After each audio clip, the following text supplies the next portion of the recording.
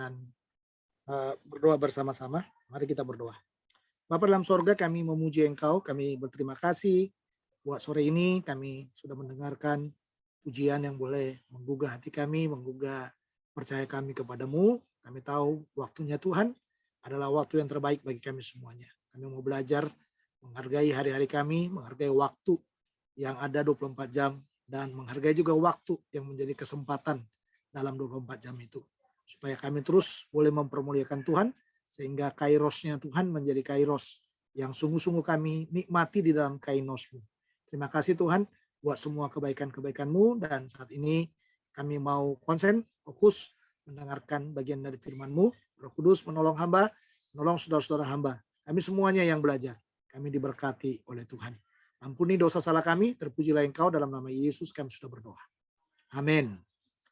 Baik, ibu-ibu, ya mari kita lanjutkan pelajaran kita ya. Kita lanjutkan pelajaran kita. Mari kita belajar lagi dari bilangan pasal 20. Ya, bilangan pasal 20. Ya, hari ini kita akan melihat ya, bilangan pasal yang ke-20. Coba kita lihat ayat yang ke 22 ya. Jadi bilangan pasal 20. Mari kita lihat ayat 22 sampai dengan ayat 29. Ya. Saya membaca buat kita semuanya ya. Bilangan pasal 20 ayat 22 sampai 29 ya ibu-ibu sekalian ya. Jadi sekali lagi mari kita membuka Alkitab kita dari bilangan pasal yang ke-20 ayat 22 sampai 29. Demikian firman Tuhan, setelah mereka berangkat dari Kades, sampailah segenap umat Israel ke Gunung Hor. Lalu berkatalah Tuhan kepada Musa dan Harun dekat Gunung Hor di perbatasan tanah Edom. Harun akan dikumpulkan kepada kaum leluhurnya, sebab ia tidak akan masuk ke negeri yang kuberikan kepada orang Israel. Karena kamu berdua telah mendurhaka kepada titahku dekat mata air Meriba. Panggillah Harun dan Eleazar anaknya dan bawalah mereka naik ke Gunung Hor.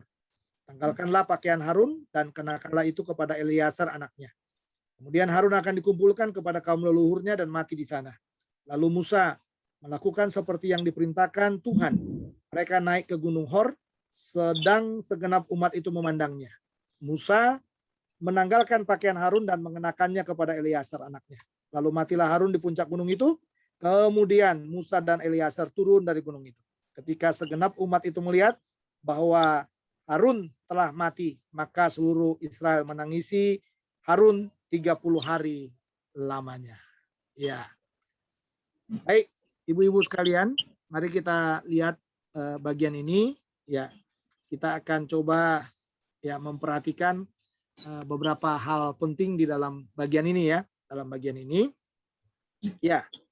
Nah, coba kita lihat ya di dalam beberapa peristiwa ya yang sudah dialami ini. Kita cerita bilangan 20 ya.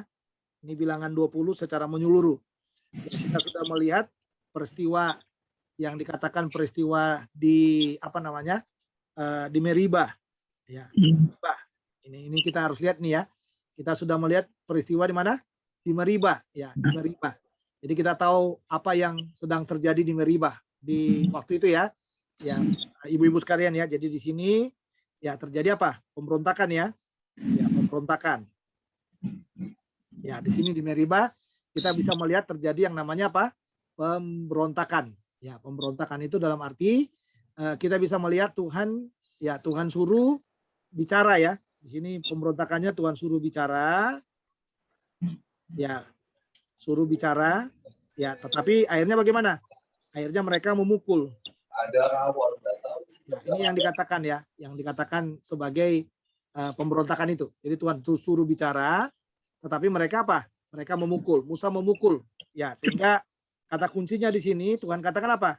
Mereka melanggar kekudusan, ya, kekudusan Tuhan. Nah, lalu yang kedua yang kita lihat di sini, ya, ibu-ibu sekalian ya, jadi kita bisa melihat lagi di bagian berikutnya, ya, yaitu di Kades kemarin. Ya, waktu kita ketemu dengan Kades ya, di Kades. Ini minta tolong kepada siapa? Minta tolong kepada Edom. Ya, kepada Edom. Ya, tapi ternyata apa? Ternyata tidak tidak ditolong. Ya. Ini peristiwanya. Ya, jadi supaya kita paham persis ya, paham persis bagian dari kitab-kitab ini ya. Jadi supaya kita mengetahui isi dari bilangan pasal 20 itu. Jadi sekali lagi di Meribah ya mereka perlu air, lalu Tuhan memberi jalan keluar kepada Musa supaya apa? Supaya mengumpulkan bangsa itu ya dan bicara kepada batu supaya mengeluarkan air. Tetapi ternyata di sini Musa dan Harun melanggar kekudusan Tuhan katanya karena mereka memukul ya, memukul. Lalu di Kades juga sama. Ya, mereka minta tolong kepada Edom, tetapi Edom menolak. Ini yang kita pelajari minggu lalu ya. Edom menolak. Ya, bahkan pada akhirnya mereka tidak lagi jalan lewat jalan yang menjadi daerah kekuasaan daripada siapa? Edom. Nah, sekarang daerah yang ketiga yang mau kita lihat adalah Gunung Hor. Ya, Gunung Hor ya. Ibu-ibu sekalian mari kita lihat di dalam bagian ini.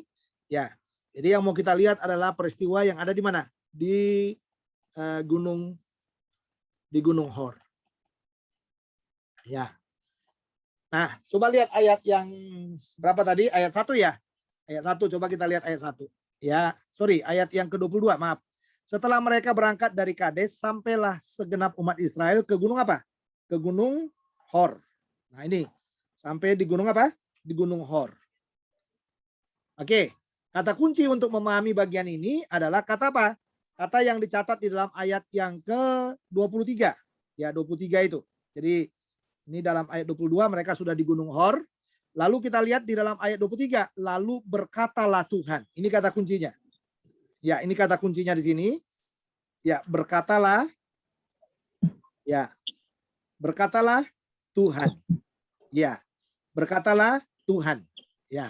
Jadi sekali lagi ya, ibu-ibu ini ada pertanyaan nih bilangan berapa? Ya, bilangan 20 Ibu Keti ya, bilangan 20 ayat 22 ya. Ayat 22 sampai dengan ayat yang ke-29 ya. Ya. Bilangan 20 ayat 22 sampai dengan ayat yang ke-29. Oke. Nah, jadi kita lihat di sini ya, ibu-ibu sekarang ya. Jadi sekarang sekali lagi dikatakan di sini berkatalah Tuhan. Ini kata kuncinya. Nah, apa yang Tuhan katakan di sana? Ternyata yang Tuhan katakan adalah ayat 24 itu. Harun akan dikumpulkan kepada kaum leluhurnya sebab ia tidak akan masuk ke negeri itu. Jadi yang Tuhan katakan adalah apa namanya itu? Saya katakan perjalanan hidup ya, perjalanan akhir dari siapa? Dari Harun. Nah, ini saudara. Ini bukan sesuatu yang menggembirakan ya, tetapi yang mau dibicarakan di Hor ini sebenarnya adalah kabar duka cita sebenarnya. Ya, kabar duka cita. Ya, makanya dikatakan berkatalah Tuhan. Ini harus kita pegang ini. Jadi Tuhan nih kalau kita melihat di sini berkatalah Tuhan, kita harus tahu. Ya, kita harus tahu apa yang Tuhan katakan. Ya, apa yang Tuhan katakan? Yang Tuhan katakan adalah perjalanan akhir dari Harun. Ya, Tuhan katakan bahwa Harun itu akan apa? Akan mati. Ya, coba lihat dalam ayat yang ke-24. Harun akan dikumpulkan kepada kaum leluhurnya. Sebab ia tidak akan masuk ke negeri yang kuberikan kepada orang Israel. Karena kamu berdua telah mendurhaka kepada titahku dekat mata air Meribah. Nah, ini jelas saudara. Jadi yang mau Tuhan katakan di sini adalah tentang kematian daripada siapa? Tentang kematian daripada Harun. Ya, tentang kematian daripada Harun. Nah, kita bisa melihat dalam bagian ini, waktu Tuhan katakan tentang kematian daripada Harun itu, alasannya Tuhan itu di sana ya, dikatakan dalam ayat 24 itu, ya, ini kata sebab ya, sebab ia tidak akan masuk ke negeri yang kuberikan. Jadi dia mati karena apa? Karena Tuhan bilang ia nggak masuk. Ya, ia nggak masuk ya, saudara ya. Jadi ia tidak masuk. Ya, tidak masuk kemana? Ke negeri perjanjian. Alias tidak masuk Kanaan.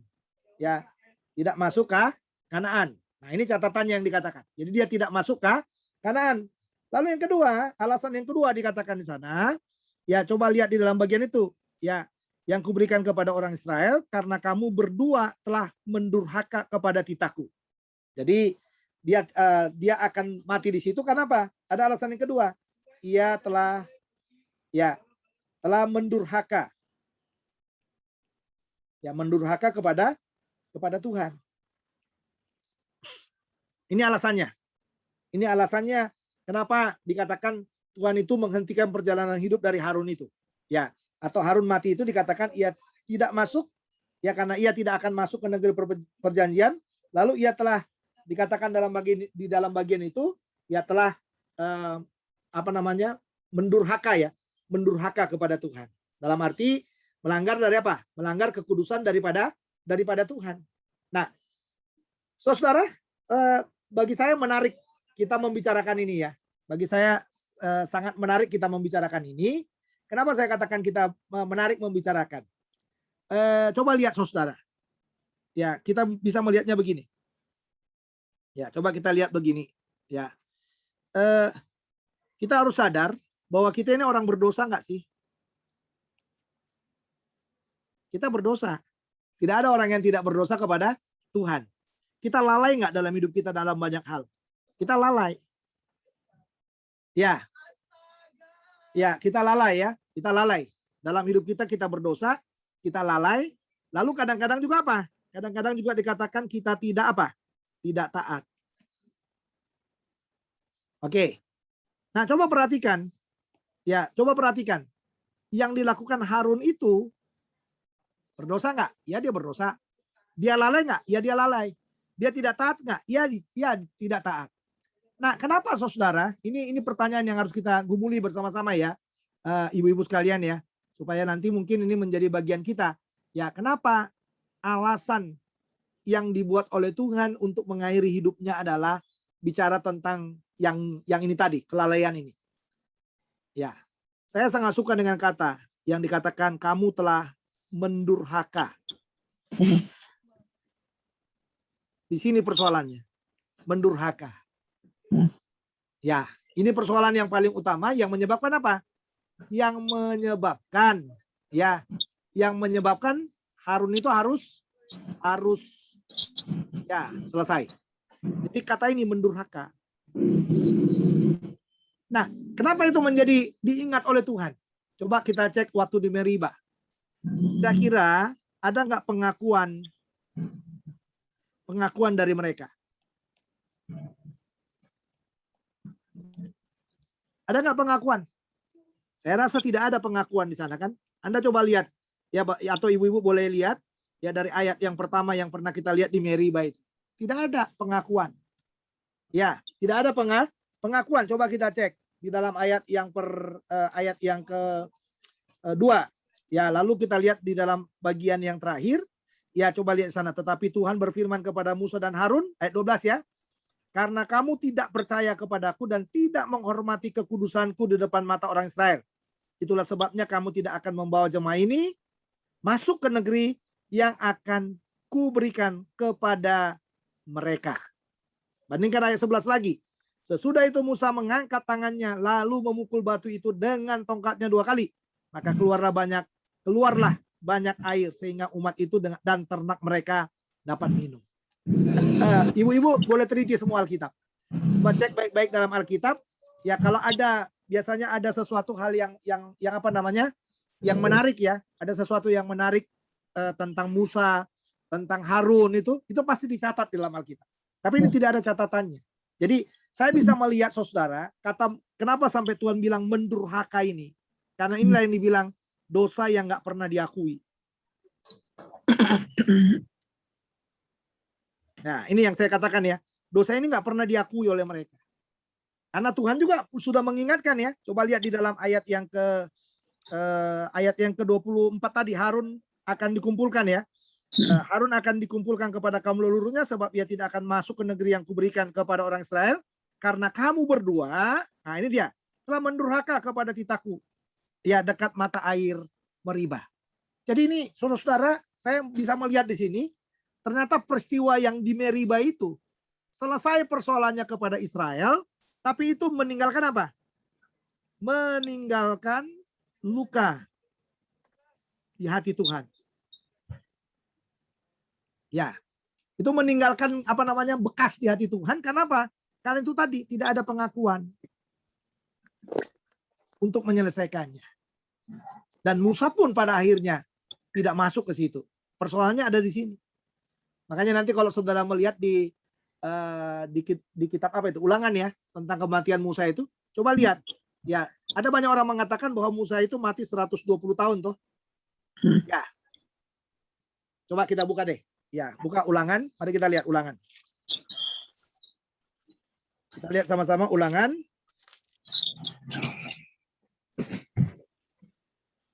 Coba kita lihat Ulangan pasal yang ya kematian Musa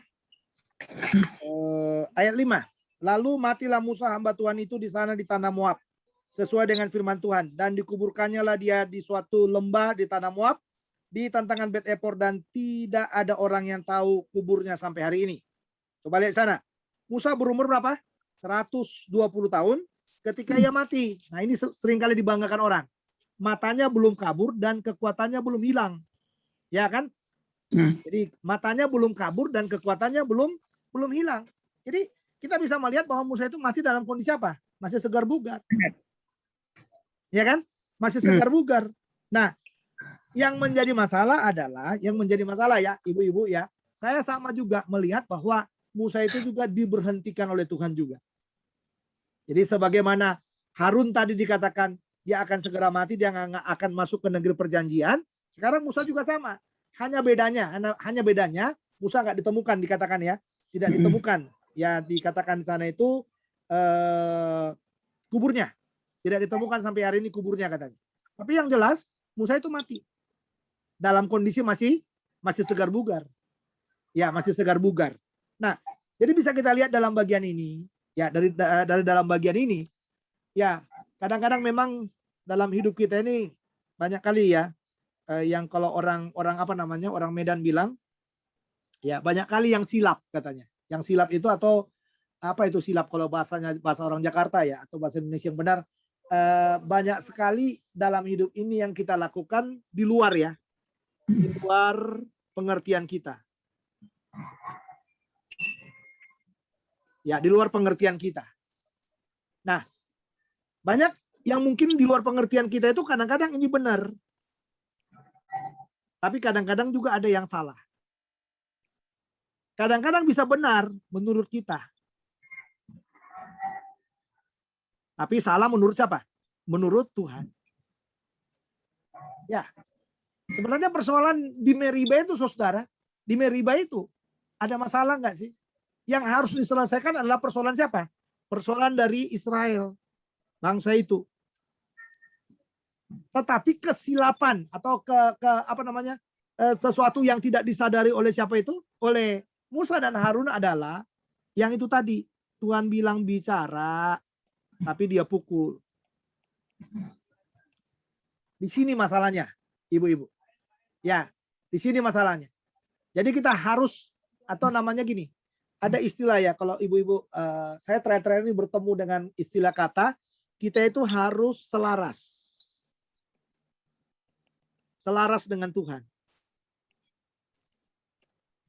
Nah, kalau dibilang selaras dengan Tuhan itu gimana maksudnya? Yang selaras itu apa yang Tuhan minta. Ya, apa yang Tuhan minta, itu yang kita lakukan. Nah, ini dia. Jadi apa yang Tuhan minta itu yang kita lakukan. Apa yang Tuhan suruh itu yang kita lakukan. Benar ya, ibu-ibu ya? Nah, ini yang namanya selaras. Selaras. Ya, selaras, atau juga ada istilah yang saya temukan terakhir-terakhir ini dalam renungan-renungan saya, istilah sepakat. Sepakat dengan Tuhan. Ya, sepakat. Jadi selaras, sepakat dengan Tuhan. Nah, Musa Harun waktu di Meriba itu, mereka tidak selaras dengan Tuhan. Mereka tidak sepakat dengan Tuhan. Makanya terjadi apa? Terjadilah yang namanya penyimpangan itu. Dan penyimpangan itu, saudara, kan sebenarnya gini, kalau saya bilang gini ya, kalau manusia itu berdosa, alias kita tidak selaras, kita harus bagaimana? Mengaku. Mengaku kan? Mengaku. Tapi ini yang sering nggak terjadi nih. Ya, yang sering nggak terjadi adalah pengakuan. Jadi hampir kita bisa melihat acap sekali kita menemukan orang itu selalu apa? Membenarkan diri.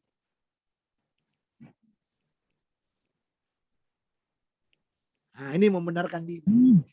Dan kecenderungan kita tidak mau diapain? Tidak mau disalahkan.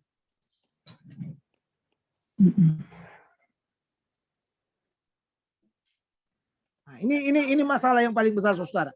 Ya, ini masalah yang paling besar. Manusia itu tidak mau disalahkan. Kita ini orang percaya kadang-kadang tidak mau disalahkan. Kadang-kadang, saudara, kita udah jatuh pun, ya banyak kita ketemu orang, dia udah jatuh pun, dia tetap tidak membuat apa? Pengakuan. Pengakuan. Ini masalahnya. Ini masalahnya. Makanya karena Tuhan melihat mungkin nih, kalau saya ya, karena teks tidak berbicara, karena Tuhan melihat tidak ada kesungguhan itu di apa namanya di hati daripada siapa itu? Di hati daripada Harun dan Musa itu, itulah yang membuat Tuhan berkata kepada siapa namanya? Kepada Musa, katakan kepada Harun bahwa dia selesai. Dia akan dikumpulkan kepada apa? Kepada nenek moyangnya. Nah, ini bagian yang pertama yang bisa kita pelajari dari apa? Dari bagian ini ya. Ini yang bisa pertama yang kita bisa pelajari, ya. Bahwa dalam hidup ini, ya. Jadi dalam hidup ini kita apa? Kita harus belajar.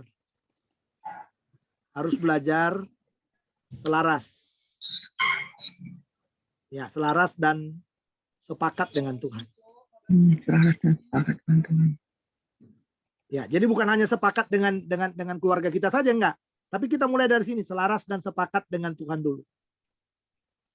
Ini yang kita temukan di dalam narasi pertama yang bisa saya buka dari teks ini.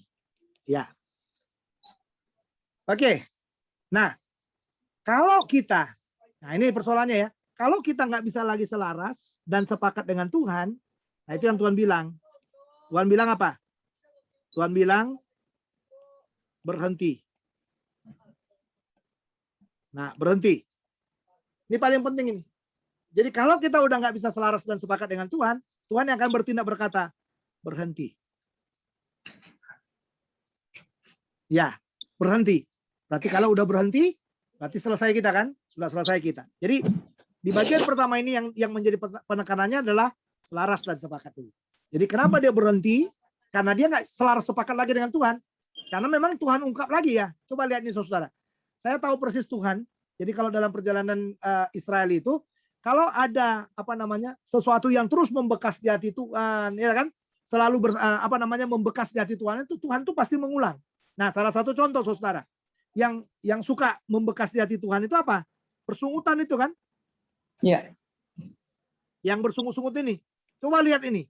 Tuhan itu selalu mengulang-ulang ini kepada siapa? Kepada Israel. Karena kamu sudah bersungut-sungut, karena kamu sudah begini, karena kamu sudah begini. Itu bolak-balik. Kenapa? Ini membekas di hati Tuhan. Persungutan ini, saudara.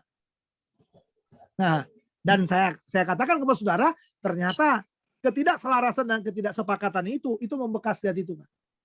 Itu yang membuat Tuhan berkata, dia harus berhenti. Ya kan? Harus berhenti. Nah, mari kita lihat lagi bagian yang keduanya. Nah, bagian keduanya itu coba kita lihat di dalam ayat yang ke bilangan ya. Sorry. Bilangan pasal yang ke-20, Saudara, mari kita lihat ya, bilangan 20. Mari kita lihat di dalam ayat yang ke-25. Ya, panggillah Harun dan Eleazar anaknya dan bawalah mereka naik ke Gunung Hor. Tanggalkanlah pakaian Harun dan kenakanlah itu kepada Eleazar anaknya. Kemudian Harun akan dikumpulkan kepada kaum leluhurnya dan mati di sana. Ya, dan mati di sana. Ini catatan penting lagi, saudara. Ya, ini catatan penting lagi ya.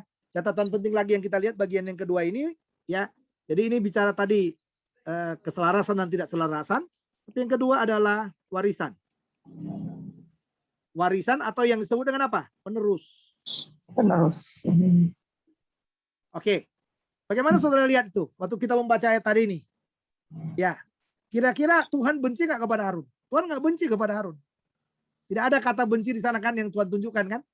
Ya, tetapi Tuhan katakan begini kepada Harun itu. Ya sudah, kamu sudah harus berhenti, tapi Tuhan mempersiapkan apa? Penerusnya. Dan penerus itu namanya siapa? Eleazar. Eleazar itu siapa? Eleazar itu anaknya. Ya, anaknya.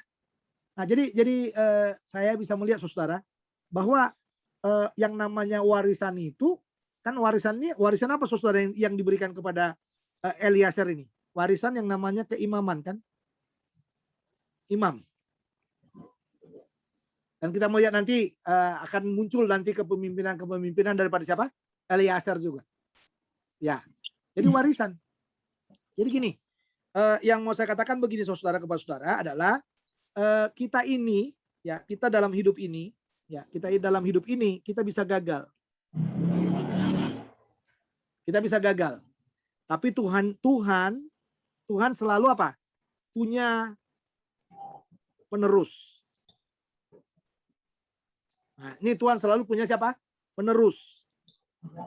Yang menjadi apa? Yang menjadi apa namanya itu? Dia punya penerus yang menjadi alat ya. Alat yang akan dia gunakan.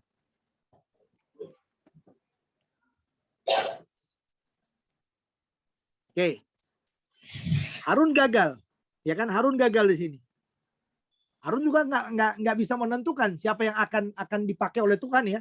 Tetapi di sini kita bisa melihat bahwa ada apa namanya? Ada rencana Tuhan yang sungguh agung di sini. Ya, jadi Tuhan di sini menjadi apa? Menjadi sutradara. Sutradara yang apa? Yang tetap menjaga generasi dari siapa? Generasi dari Harun. Nah, ini luar biasanya. Bapaknya gagal, tapi Tuhan bilang, tar dulu kata Tuhan ya. Tar dulu, saya punya. Tuhan bilang, saya punya Eleazar. Ya, nih saudara, saya punya yang namanya siapa? Saya punya yang namanya Eleazar. Ini pelajaran yang kedua yang kita tangkap di sini, saudara. Ya, jadi pelajaran yang pertama adalah Tuhan mau membuktikan bahwa bersama Tuhan itu harus selaras dan sepakat bersama dengan Dia. Lalu yang kedua, pelajaran yang kedua yang kita tangkap di dalam bagian ini, kita bisa gagal. Tapi Tuhan punya penerus yang bisa apa? Yang bisa meneruskan apa yang Tuhan pernah janjikan kepada kita. Jadi Tuhan itu punya penerus. Jadi dalam arti saudara, yang harus kita lakukan dalam hidup ini, ya, jadi pelajaran dari sini adalah yang harus kita lakukan adalah ya, belajarlah selalu apa? Selalu setia kepada Tuhan. Belajarlah selalu setia kepada Tuhan. Jadi kalau kita nggak setia, Tuhan punya banyak orang loh. Jadi jangan pernah banyak orang berkata gini kan, udah ya kalau kalau orang ini nggak bisa dipakai ya nanti Tuhan akan atur ya. Iya, saya setuju itu. Tapi setidak-tidaknya saudara, kita perlu belajar selalu setia kepada Tuhan. Ya, jadi bagaimanapun dalam catatan Harun itu masih banyak yang baik yang bisa kita lihat, masih banyak kesetiaan yang dia tunjukkan kepada Tuhan, dan saya sangat percaya juga itulah yang membuat Tuhan mensutradarai di sini supaya Eleazar itu bisa dipakai ya dan bisa masuk ke dalam apa? Ke dalam pelayanan itu. Nah, ini bagian kedua ya, ibu-ibu yang kita lihat dari dalam bagian ini. Jadi yang pertama tadi ya, kita harus belajar selaras dan sepakat dengan Tuhan. Lalu yang kedua adalah kita harus belajar. Kita bisa gagal, tapi Tuhan punya apa? Punya pewaris. Tuhan akan mewariskan apa yang masih tinggal dalam hidup kita kepada siapa? Kepada orang yang mungkin dekat dengan kita, kepada orang-orang tertentu, kepada generasi tertentu. Dan Tuhan bisa lihat di sini. Ya, kita bisa melihat Tuhan di sini. Tuhan malah mewariskan kepada siapa? Kepada anaknya. Jadi apa yang dikerjakan oleh bapaknya akan diteruskan oleh yang namanya siapa? Oleh yang namanya anaknya. Oke. Nah, sekarang mari kita lihat pelajaran yang ketiga. Kita membaca saudara di dalam ayat yang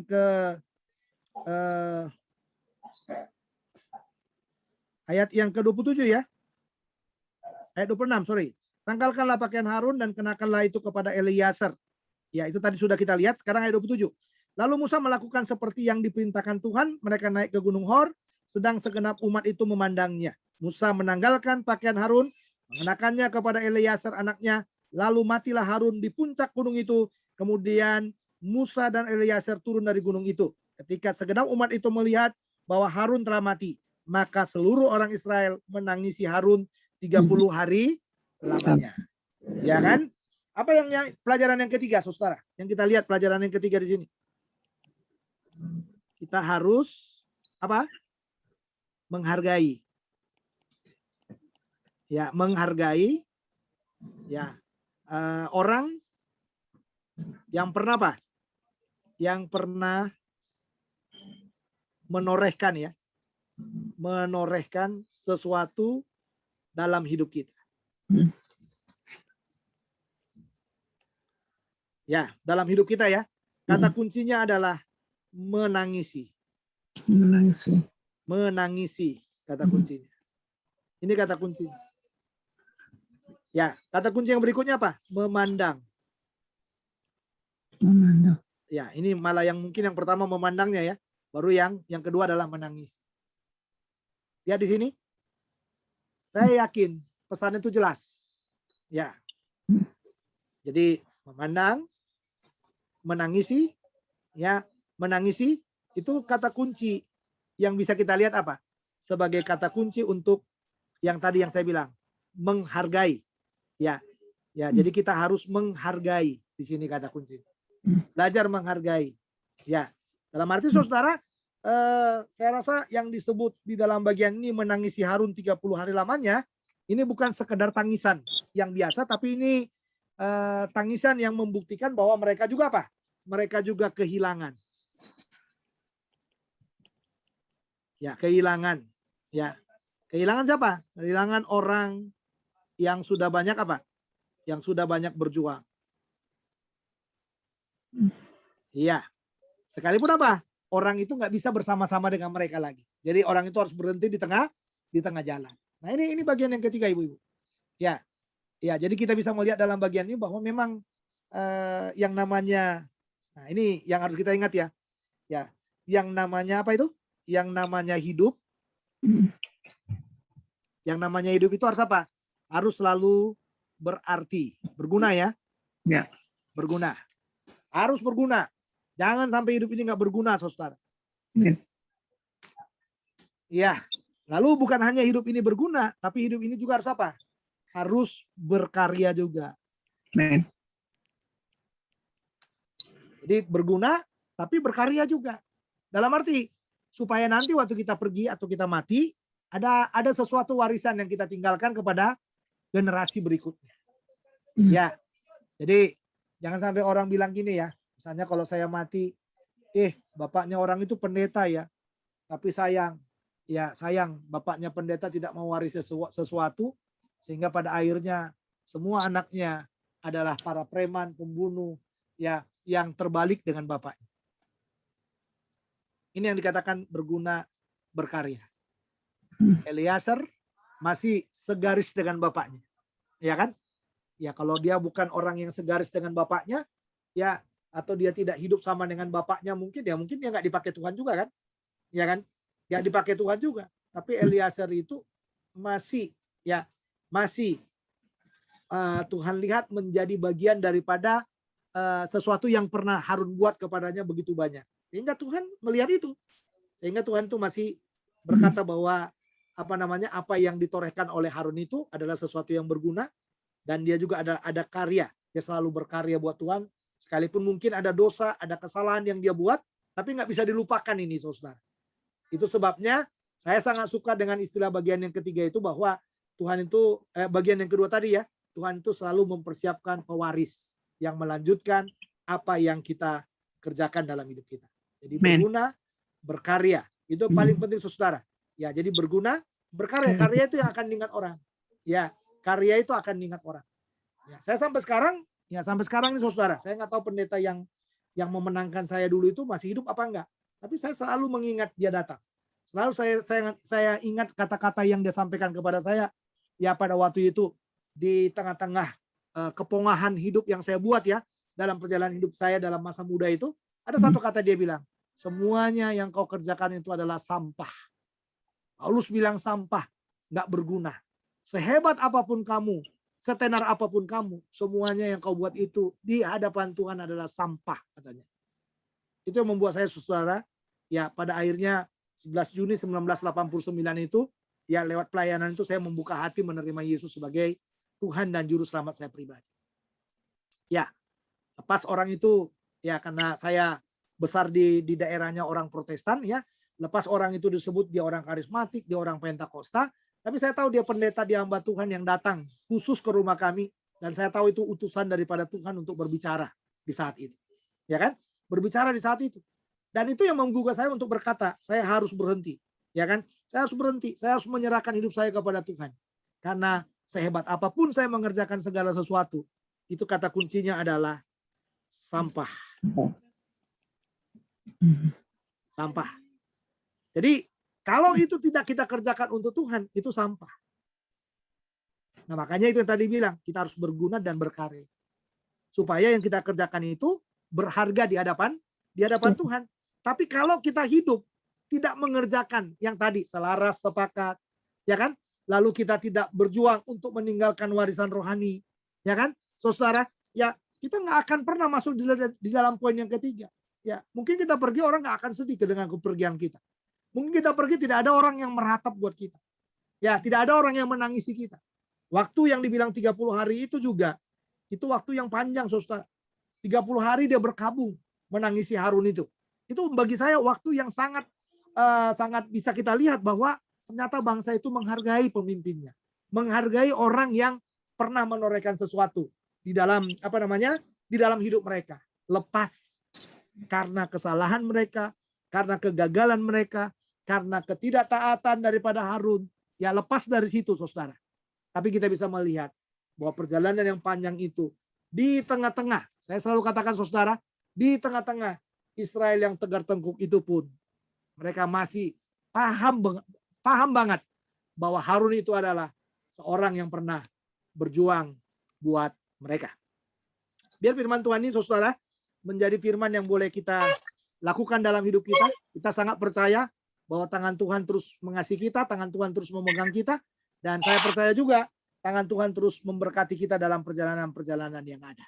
Mari kita berdoa. Bapa dalam sorga, terima kasih. Hari ini kami belajar lagi dari Gunung Hor tentang Harun yang harus berhenti dari semua pelayanannya.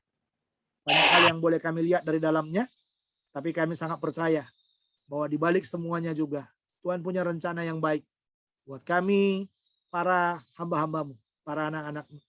Tuhan punya rencana dalam garis hidup kami, perjalanan hidup kami yang masih Tuhan izinkan di tengah-tengah dunia ini. Kami tidak tahu waktunya, kapan Tuhan menghentikan kami dari semua perjuangan-perjuangan hidup kami. Tapi kami mau hidup ini menjadi hidup yang terus berharga, berguna, berkarya. Menorehkan sesuatu bagi generasi kami. Mungkin ke anak kami, mungkin ke anak-anak rohani kami, atau ke orang-orang tertentu dalam hidup ini, saudara. Kami mau Tuhan, supaya Tuhan akan tolong kami. Di tengah-tengah hidup yang ada ini Tuhan, biarlah kami percaya Tuhan. Dan belajar sepakat, selaras dengan Tuhan. Mengasihi Tuhan, dan memberikan yang terbaik bagi Tuhan. Kami mendoakan supaya Tuhan tolong kami juga dalam hidup ini, supaya apa yang kami lakukan kepada orang-orang yang belum percaya, kepada orang-orang yang tidak mengenal Tuhan, kami boleh menorehkan sesuatu yang boleh menjadi berkat untuk hormat dan kemuliaan bagi nama-Mu. Bapa Surgawi, hamba berdoa buat ibu-ibu yang hadir hari ini dalam pelajaran pemuritan ini. Hamba mendoakan mereka dalam nama Tuhan Yesus. Biarlah semua pergumulan hidup mereka Tuhan tolong, Tuhan angkat. Teman-teman yang tidak hadir, kalau ada yang sakit yang tidak hadir, Tuhan jamah mereka. Supaya semuanya mereka ada dalam kekuatan, ada dalam pertolongan, dan ada dalam sukacita yang daripada Tuhan. Terima kasih Tuhan Yesus buat semua kebaikan-kebaikan-Mu. Dan kami akhiri persekutuan kami dan menerima berkat yang daripada Tuhan. Saudara-saudara, arahkan hatimu kepada Tuhan, angkat kedua tanganmu, terimalah berkatnya. Kasih karunia dari Allah Bapa, sukacita di dalam Tuhan Yesus Kristus, serta persekutuan dengan Roh Kudus, kiranya menyertai saudara sekalian, mulai sore hari ini, kekal selama-lamanya. Semua yang percaya katakan, amin. Tuhan Yesus memberkati kita. Shalom.